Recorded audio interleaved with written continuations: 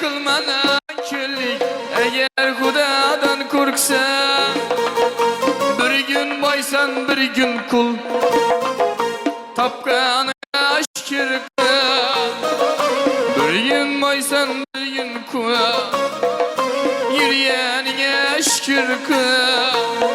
Ta ibadette bul. Eğer Hudadan korksan, ta ibadette bul. Eğer Hudadan korksan, öz vaktinde tövbe kıl. Eğer Hudadan korksan.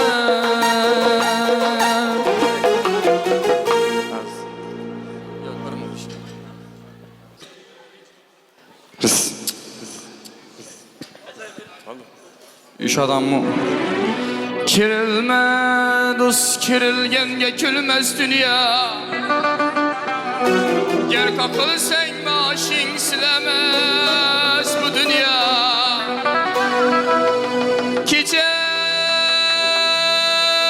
kimidin ömrün kim buldu? Unutma dost, sen kütkende emez dünya. Gece kimidin ömrün kim buldu? Unutma dost, sen kütkende emez dünya. Dünya dedin, toydun mu ey dünya topu? Dostum dedin, teşlep gittin iş koku.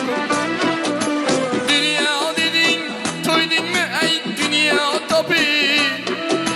Dostum dedin, teşlep gittin iş koku.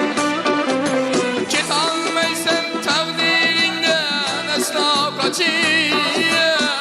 Unutma dost, sen kütkende emez dünya. Git almaysan takdirinden asla kaçır. Unutma dost, sen kütkende emez dünya.